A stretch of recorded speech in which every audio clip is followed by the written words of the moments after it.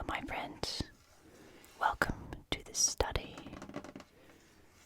Today we're going to be looking at Old Saxon language. Just a little bit of the history of the language. And we'll be doing a timeline with some ink and pen sounds. And a straight edge. We'll be talking a little bit about the language, the words, and some literature.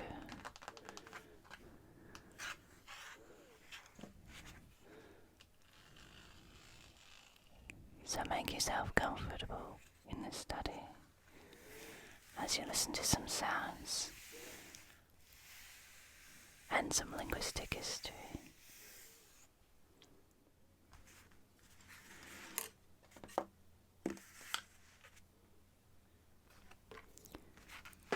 The name Saxon first comes to us from a 2nd century work by the Greek geographer Ptolemy. He calls the Saxons a tribe inhabiting the North Sea coast to the east of the lower Elbe or Alba River, modern-day Holstein, and also 3 islands in the Elbe estuary, named after their characteristic short sword, the Sax, that we can see in the 2nd syllable of the modern German Messer, or knife.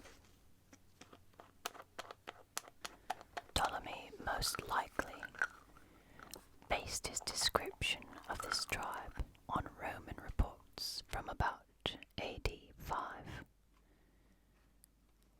And by the 3rd century, the Saxons had probably merged with a number of other Germanic peoples, forming a greater unity, also called the Saxons. One of the major contributors to this new grouping were without a doubt the Chelsea or Kauchi, near the North Sea area. This was the period of the Great Migrations, and some of these tribal assimilations were alliances or friendly, but most were quite bloody. The departure of the Langobards from the lower Elbe around AD 400 meant that the remaining natives joined the Saxon alliance. Many areas were taken forcibly from their inhabitants, and the natives taken as bondsmen.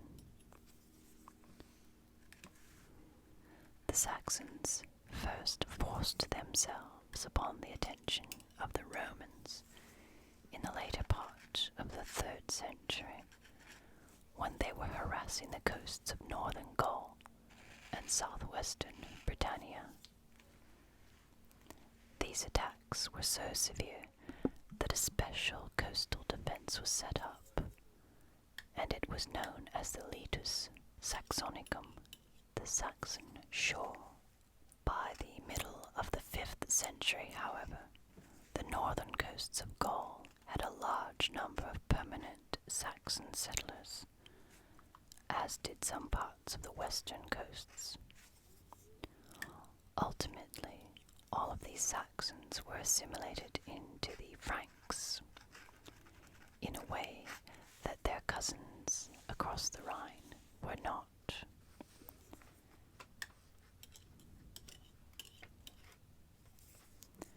Relations between the Saxons and Franks was fraught with difficulty. Sometimes it was peaceful, but most times it was troubled. There were many wars, and many of them were eventuating in taking of slaves and bondsmen and decimating villages.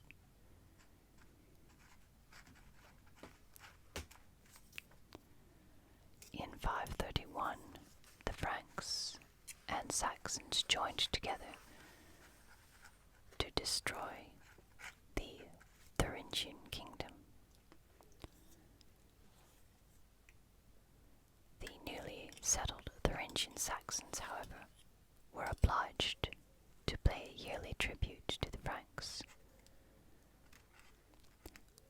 which looked a lot like vassalage rather than an alliance to the Saxons.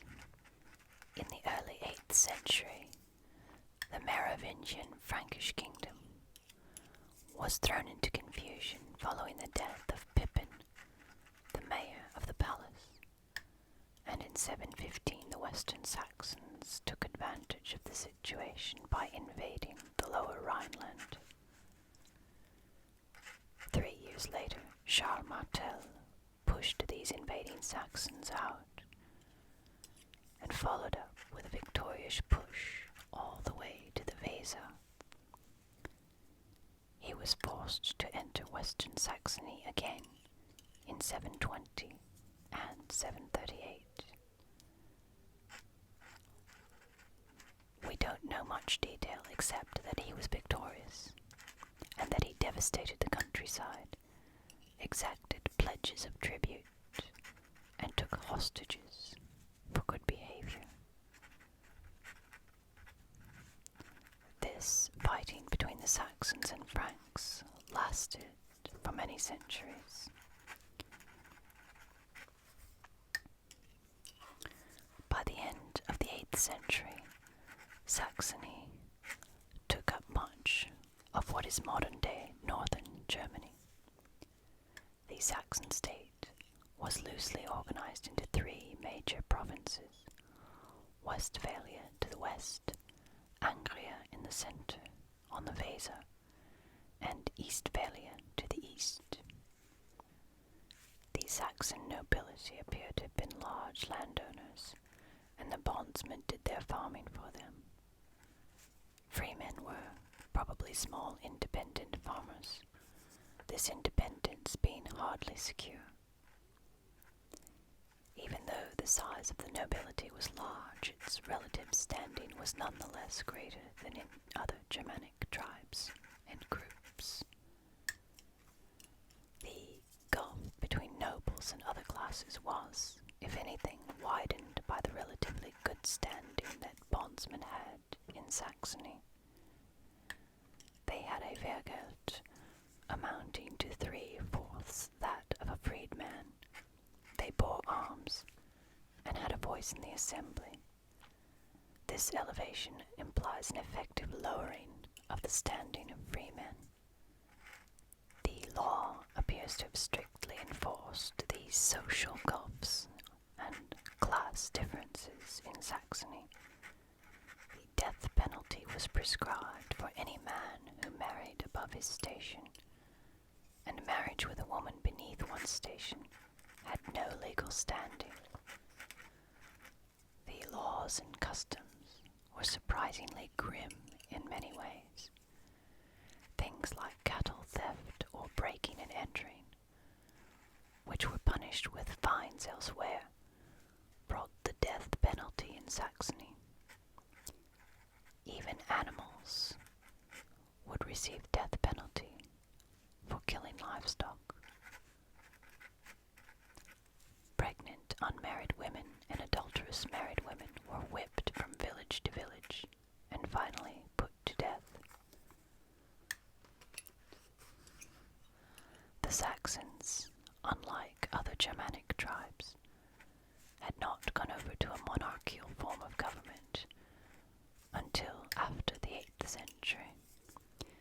They had a form of representative republic with yearly meetings of an all-Saxon assembly at a designated point on the Weser. 36 representatives were designated from each Gaul, of whom 12 were nobles. 12 were free men,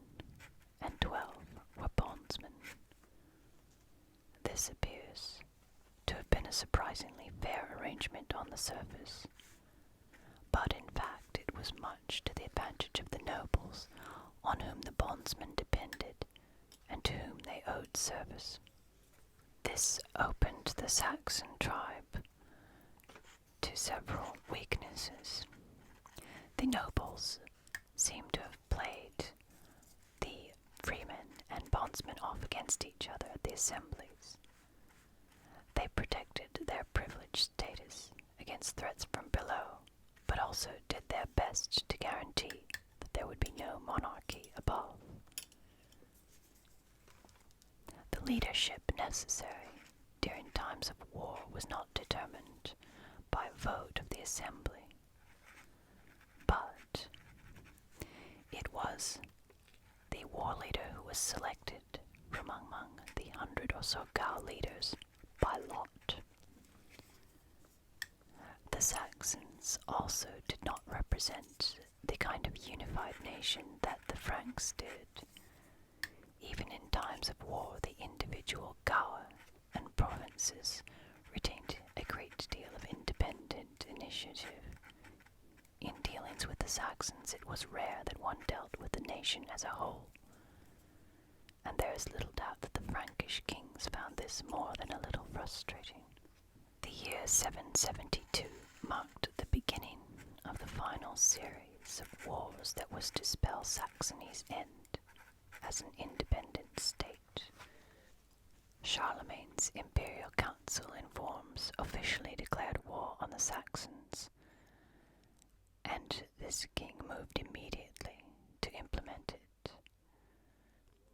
The first push into Saxony came from the south. The attack was in all respects successful, and the Frankish army succeeded in taking and garrisoning the fortress at Eresburg. Afterwards they pushed on to one of the holiest places in Saxon religion, a place in the forest containing the Irminsul, or Pillar of the World, a large upright log serving as a focus for the worship of the heathen gods. This the Franks totally destroyed, taking the treasures found there as booty. They then pushed on to the Weser, where they forced the Saxons to sue for peace. Hostages were taken, and other agreements were reached. This struggle between Charlemagne and the Saxons continued for many years.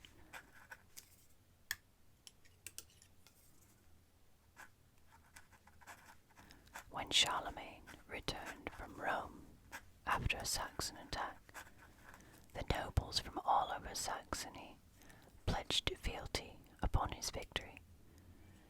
Many were converted to Christianity, and some of the worst troublemakers were deported to other areas of the empire. For the first time, there is explicit mention of an agreement whereby the Saxons not only were to admit missionaries, they were to convert to Christianity as a nation. At the Imperial Assembly in Paderborn in 777, Charlemagne's conquest of Saxony was almost complete. There was one member of the nobility who had not yet sworn fealty. This was Widukind, who led the Westphalians in 775, and had also led the attacks against the Frankish garrisons in 776. He led a resistance that in 778 Charlemagne, who was in Spain at the time, returned and quashed. In 779 and 780, Charlemagne officially completed the annexation of Saxony to the Frankish Empire by bringing in Frankish institutions at all levels. Most notably, he employed the administrative system of placing districts under counts, who were officials of the Frankish court. In 785, Widukind, finally aware of the hopelessness of his cause, at last allowed himself to be baptized, and relative peace was achieved in most of Saxony. Individual regions of Saxony resisted Frankish overlordship. However, even when they were forceful, the last battles between the Franks and Saxons took place in 804. From then on, the history of the Saxons was linked with that of the Holy Roman Empire, as they became a vassal state of the Franks. After the end of the Carolingian dynasty, they even contributed their own dynasty to the imperial throne.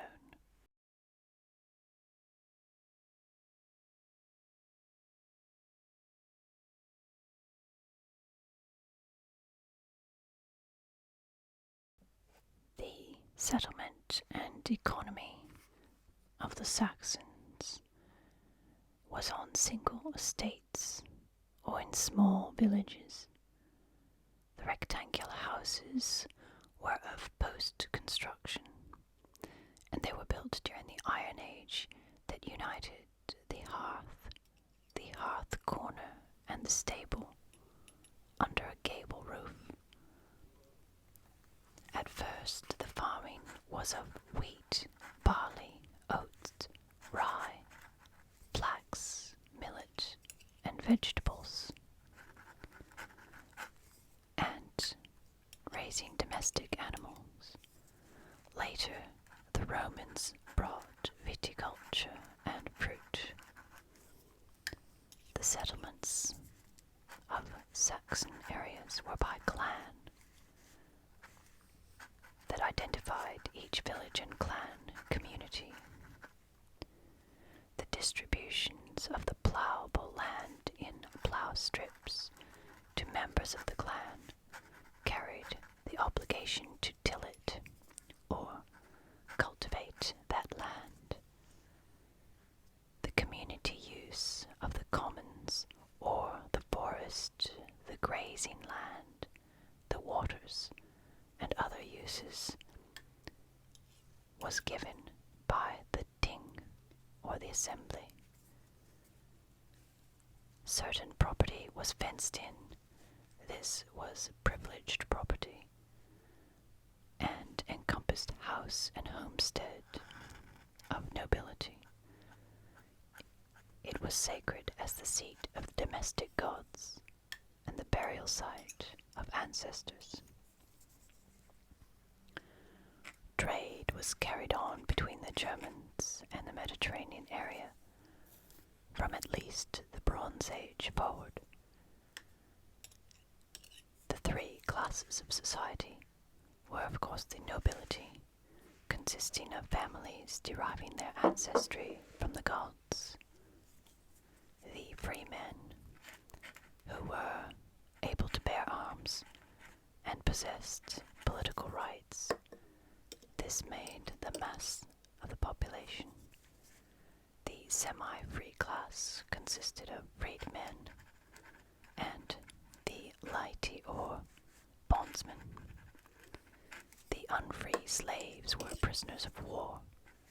They had been born unfree or deprived of their freedom through inability to pay off their obligations or gambling debts. A Germanic tribe, separated from its neighbors by wide strips of non-cultivated land, was organized in districts or gau, which were subdivided into centuries. The clan was the most important unit. Its members were tied together by common ancestry. The clan provided peace, protection, and justice for its members. A member's honor was, among other things, the sacred duty of the clan, such as feuds, vendettas, and later payments of money or vergelt in Old Saxon. It was not the duty of the individual but of the clan. All men capable of bearing arms were organized according to clan and formed the fighting troops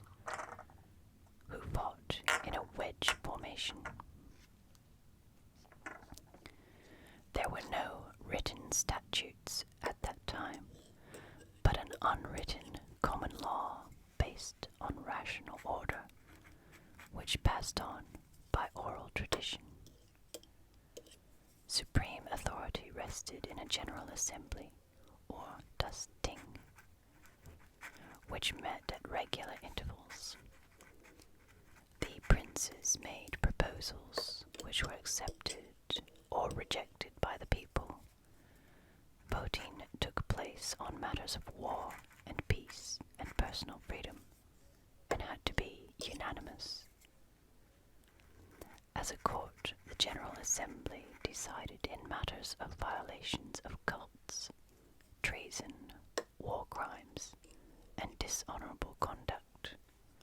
Offenders were expelled from the community. Capital punishment could be decreed and the method of execution chosen by the assembly. The East Germanic tribes were led by kings, but the tribes without kings, or the West Germans who only adopted monarchy later, such as the Saxons, chose dukes from the nobility during times of war. Ability, not descent, was the determining factor. Kings, dukes, and nobles had the right to a following, or a cohort which consisted at first of young warriors in military training, and later of proven warriors who pledged an oath or fidelity, binding them to serve until death.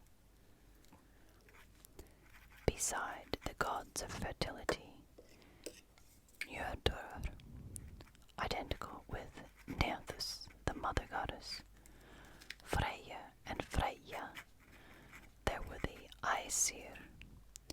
Usually 3 gods were prominent. Wotan, the cognate in Norse of Odin, the companion of the dead and master of magic. Later, god of war. His ecstatic cult indicates an Eastern origin via its horseback riding. There was also Thor, or Donar, Thor, the protector of farmers against the giants, and Tivas, or Tsiu, or Tyr, the god of war, who in the north competed with Wotan. The gods were honored during cult festivals which were celebrated by the tribes in specified areas at certain periods, or after victorious wars. Sacrificial animals were slaughtered, and sacred meals with singing and dancing were shared. The areas in which cult festivals took place were sacred groves, places near these sacred trees, such as the tree that was destroyed later by the Franks. There were also sacred springs and stones and rocks. Temples with idols of wood or metal existed. As a result of later alien influence came images of gods as well. The will of the gods was divined by the means of oracles. Political and religious functions were performed by the same person, but there was no priesthood as such. Christianity confronted the Germanic peoples, the Franks especially, as a compelling force which challenged and tested their adaptive and creative cultural capacities, signifying a transition to maturity.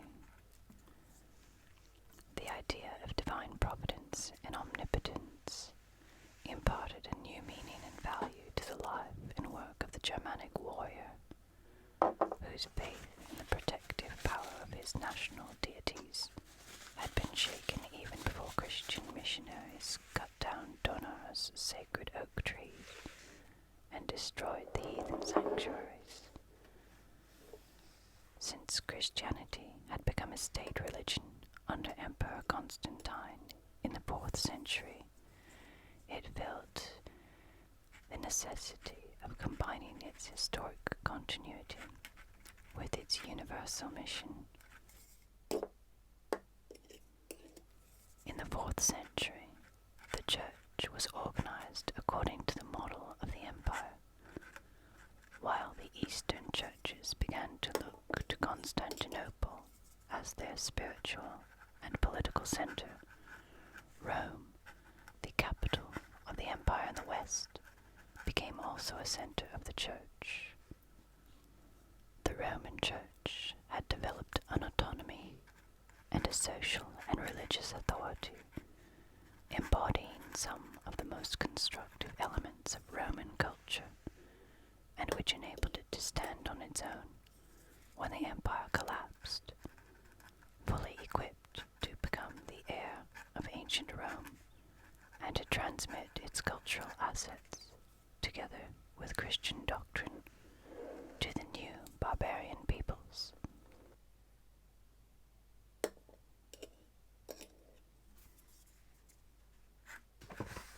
The oldest historical form of Low German is contained in the Old Saxon verse epic called Heliand. It is approximately 6,000 lines and preserved in only 2 manuscripts, one almost complete in fragments and the other complete. These survive from the 9th and 10th centuries. It was composed in the early 9th century, about 830. During the few decades after the forced conversion of the Saxons to Christianity, it was possibly composed at the behest of Charlemagne's son, Louis the Pious, with the intention of acquainting the largely illiterate populace with the life and teachings of Jesus, and with how one ought to act as a servant of the Lord, so not without political motivation. The Heliand appears to be based not on the Vulgate Bible, but on the Latin version of Tatian's Evangelion Harmony, supplemented by Rabanus Maurus' commentary on the Gospel of Matthew, and quite likely by Old English commentaries on Mark and Luke. The Rabanus Maurus connection implies that it was probably composed at the monastery at Fulda.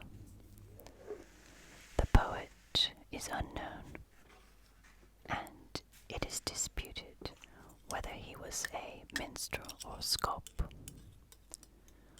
or whether he was a priest or cleric, with an exceptional poetic talent. Although Heliand is traditionally designated as Old Saxon, it, like many texts of its time, is far from pure, and even farther from spoken and colloquial Old Saxon. The verse form of Heliand is an attenuated form of Stabreim, or alliteration, that has parallels in Old English. Alliterative verse being words that begin with the same sound, which is characteristic of all Germanic early verse. The long line has 2 stressed syllables on either side of a caesura. These half lines are linked by a single alliterative pair. The long line can be extended to accommodate ideas of greater complexity.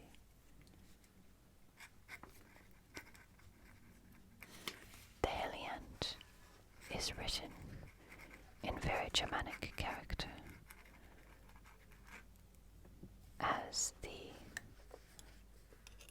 character or the figure of Christ appears as a Saxon warlord.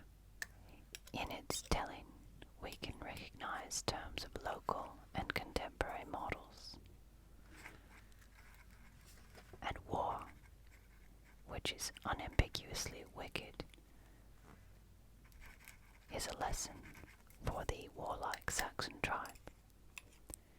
Peter's denial of Jesus is viewed as the consequence of Peter's unchristian arrogance. We can see how the poet was a gifted and resourceful medieval storyteller. Teaching Christianity to a Saxon nation less than perfectly attuned to his message, he emphasizes in a sensitive awareness his audience and his message. He portrays scenes vividly with epic fullness. Heliand, then, is free of pedantic baggage and moves with a briskness that is quite comfortable to a modern reader. The other major Old Saxon text is a fragment of a 9th century poem, the Genesis. The existence of this work, most probably inspired by the success of Heliant, was suspected even before the actual fragments were discovered in the 19th century. The Old Saxon Genesis runs to just 330 long lines, but adding the 590 Anglo-Saxon lines that have no Saxon equivalents allows for the complete loss of other sections, and shows that this text must have been quite long.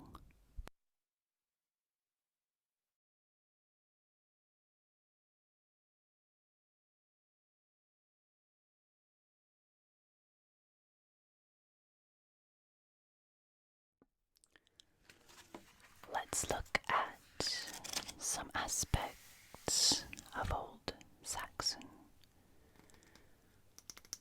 Here's our ink again.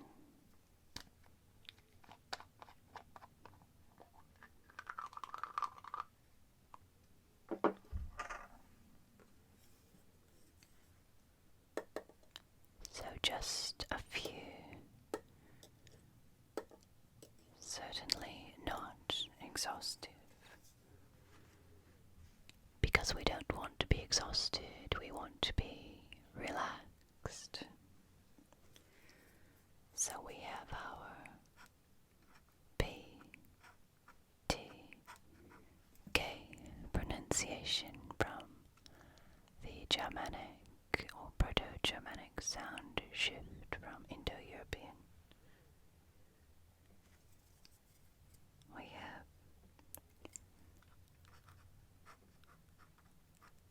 skip,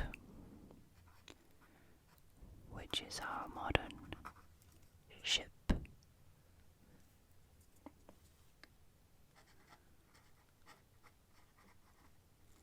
Water,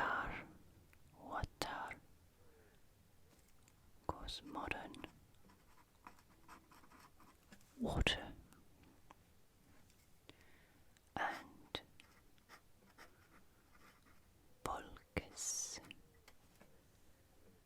Volkes, and that's our K sound, and our modern English cognate word is folk. It is folks, and missing the S, or the E rather, and this K sound can sometimes be written as a C, but with the words brought in from the Latin, such as curtsy, we miss that hard K sound. Curtsy, curtsy.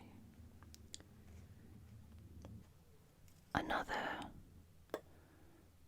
characteristic sound in Old Saxon, similar to the Old Norse that we saw, is the hard G sound.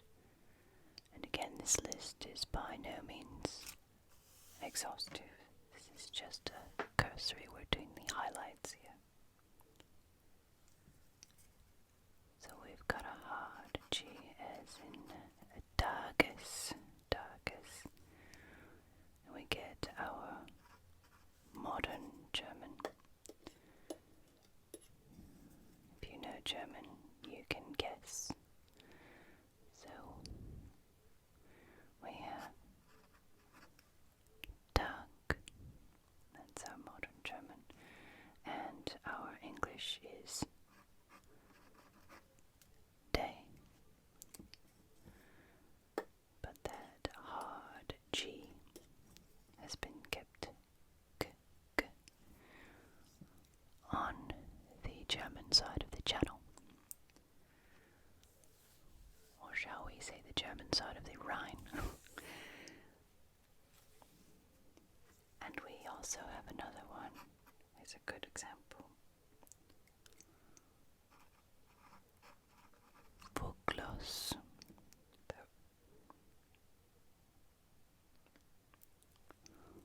Voglos. Can you guess what the modern German would be? Vogel. And our modern English, bird. So not cognate at all with the English here, but we still have that hard G that's been retained in the modern German. And unlike in our Old Norse, the th is written in Old Saxon as th, and this is likely the influence of the missionaries, the Christian missionaries, the Latin speakers coming in to write.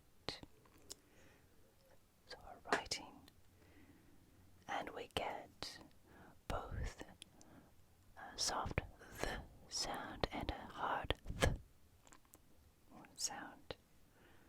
So we've got the voiced th as in breathe, as well as the voiceless th as in breath and breathe. So we have thicky, and I think you can guess that that is thick. And our voiced one, I've mixed them here. We've got Vierthig. Can you guess what that might be?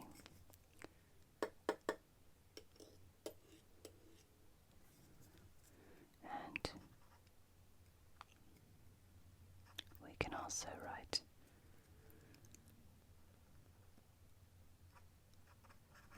the ink is behaving very differently on this paper, so I have to adjust to the way I'm writing. Vierthig. And in German, modern German,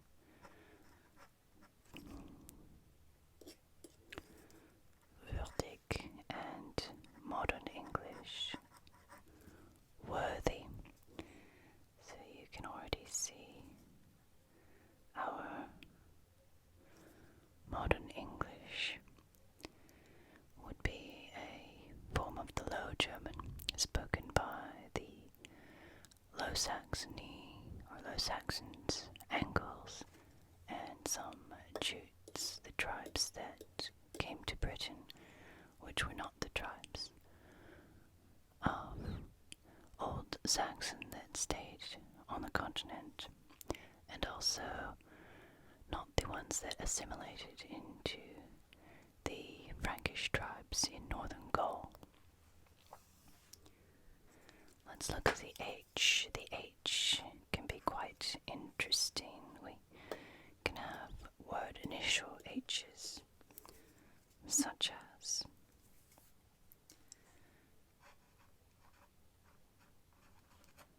heaven, and that is sometimes written as a B. Of course, we get modern English. Heaven, there. If you can read my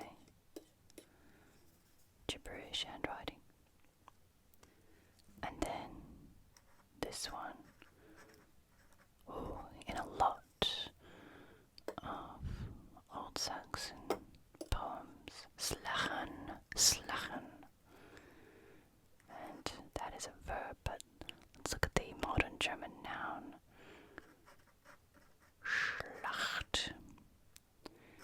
That's where we get that CHT. And our cognate word in modern English, slaughter. Slachen in Old Saxon means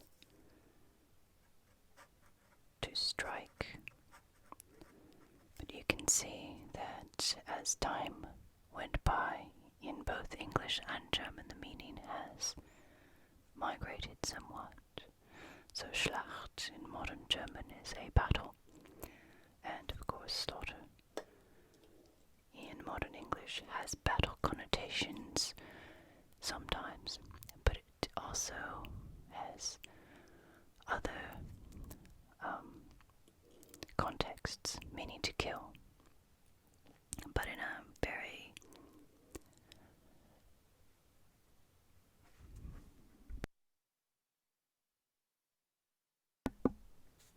systematic manner.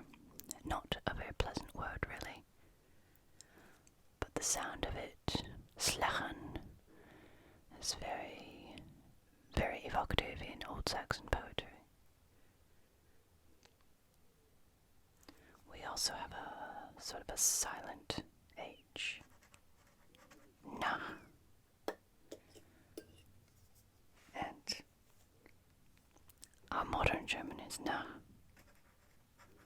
And modern English, near.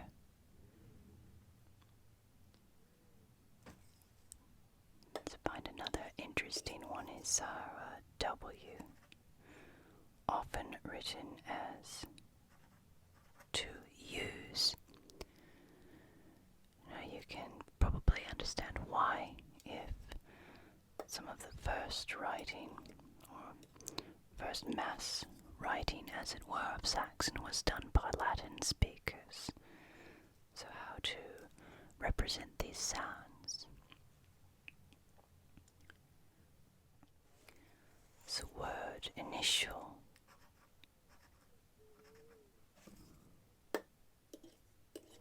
Water. And of course modern German Wasser. And modern English water. The W sound we're getting there in the modern languages for English W. You can see in that double U there. Whereas the modern German, it has become a Wasser. What about where we have a W, a W with a U next to it? These would just be written as one U. W. Wurt. Wurt. If you know German, you might be able to guess. Wurz. Wurz. Okay, so we get root, Wurz, and Wurz. So we've experienced some roticism in the modern English root.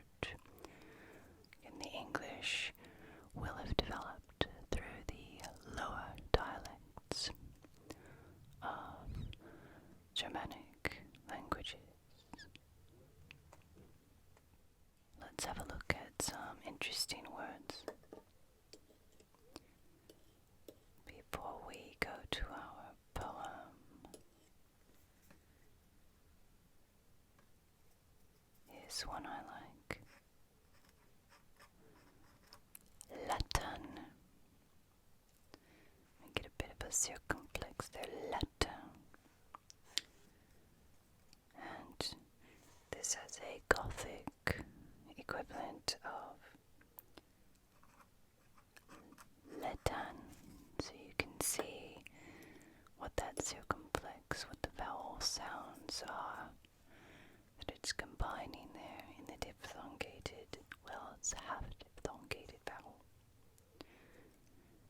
In modern English we have a cognate word, let, and our modern English translation, allow.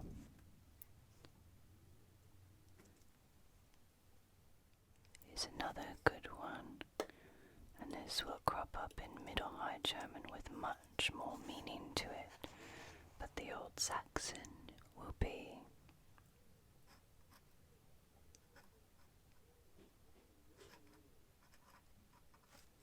look at that, what an interesting word with sounds, truvi, truvi.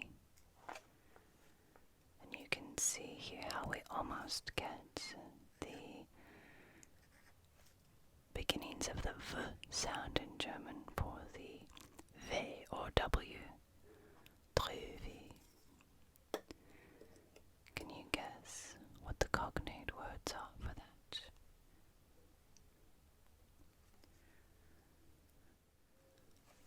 Our modern German will be Treue, treu. Modern English, true.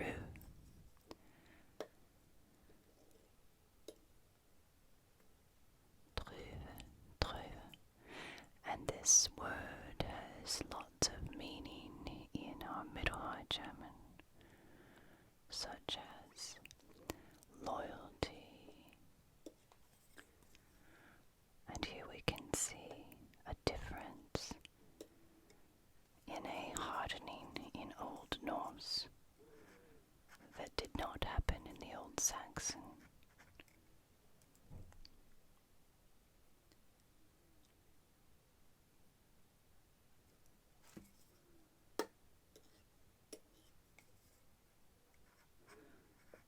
Träger. It's very sharp, this sort of sharpening. Yes.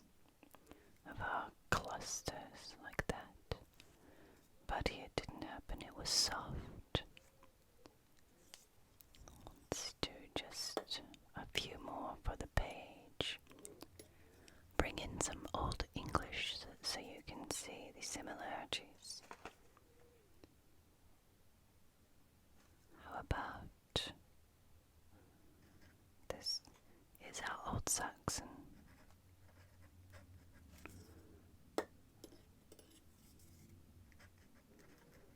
Acker, Gothic, axe,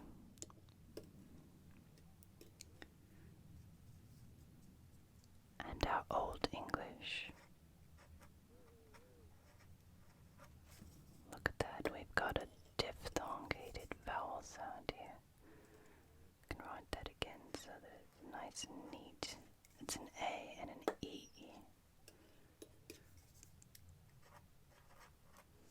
Can you guess what that is in modern English? Because we have this A elongates the vowel sound to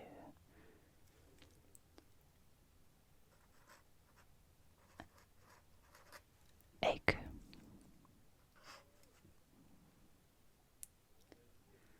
The meaning here is field or land.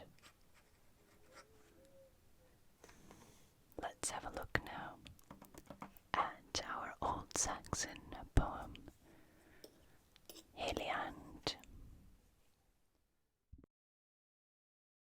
Heliand is one of the only surviving major literary works written mostly Old Saxon. These Saxons, recently converted to Christianity against their will, had never been instructed in the central tenets of this new religion. Germanic cultural values, such as their strong warrior ethos, did not match easily with the Christian values and didactic approach. To teach the Saxons about the gospel, this poem seems to function as a remedy, integrating the Saxons into the growing civilization that was Christendom. We can see elsewhere, such as in England and the North, that the Saxon tribes appreciated poetry and verse, as theirs had been a largely oral culture. To adapt the story of Christ to Saxon culture, certain details of the salvation story are adapted in the poem to suit the Germanic tribes. The shepherds to whom Jesus' birth was announced are actually grooms watching over their horses. The three wise men travel through a forest instead of a desert to find the holy babe. Jesus is depicted as a wise chieftain rather than a religious leader or divine teacher, and rules as a benevolent lord over his vassals and thanes. The apostles are these loyal vassals and thanes who fight out of honor and to protect their lord from traitors. Jesus is tempted deep in the remote Germanic woodlands and not in the Palestinian desert. The wedding at Cana depicts a Germanic banquet hall with tables and benches, just like the Feast of Wotan, and the host himself is a chieftain. Jesus is presented then as the true Saxon saviour, greater than all the ancient gods such as Thor and Wotan. And throughout he is the mightiest chieftain who was able to gain the allegiance of his thanes, rule with benevolence and peace, and give his life to save the world. All in all, a story more in tune with the Saxon culture as it was when it met the Roman West. Because of the predominance of Christian Europe for most of the early modern period, the Church having taken over the role of preserving written culture and philosophy of the fallen Roman Empire, Christianity tends to be associated with Western civilization. However, at its beginnings, Christianity was not a Western religion. It was founded in the Middle East by a Palestinian Jew and his disciples. The fascinating thing for scholars today, then, is that not only does Heliand provide a written example of a dead language, but it also provides a window into the culture that was clashing with the remnants of Rome, and that in the 9th century, through poetry, the Saxons, a Germanic people, were able to make a Middle Eastern religion adopted by Romans into their own. First, I'd like to show you a bit of the Lord's Prayer from the Heliand to see if you think you can recognize some words, because they're almost cognate with modern English. And here we have the gloss on the side and a full glossary here, but I won't go through those. I'm just going to read the first bit and see if you think it sounds recognizable. Fader ussa frio barno, thu bist an them hon himmela rikea, geuhid si dein namo, ordo gehulkio,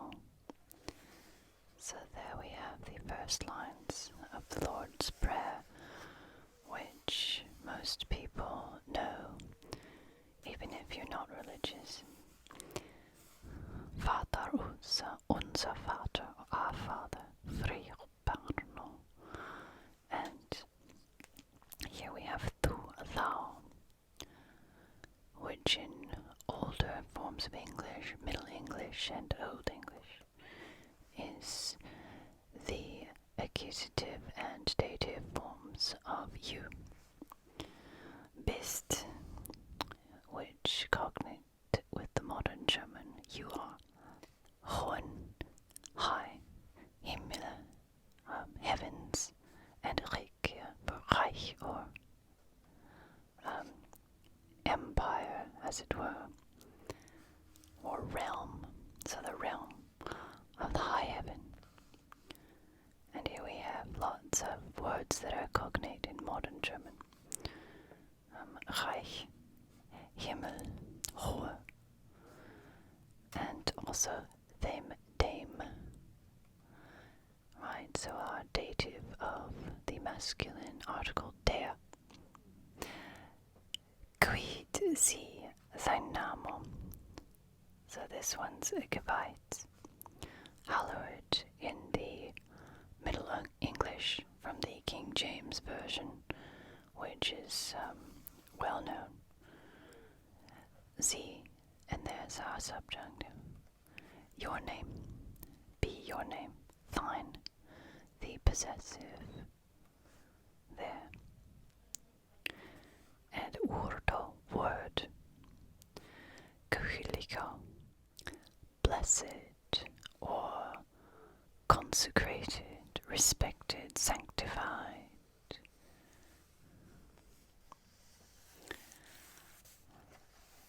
I'm going to read for you a small bit from the wedding at Cana.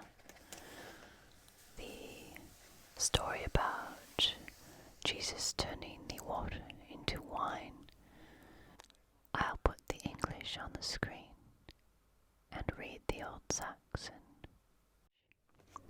And you can see in your mind's eye the Old Saxon feasting hall.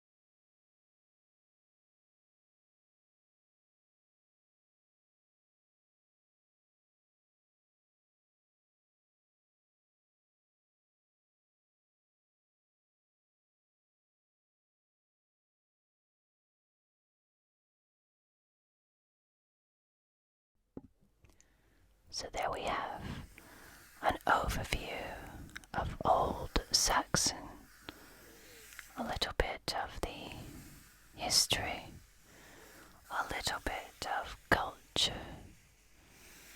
and a little bit of the vocabulary, the words and the sounds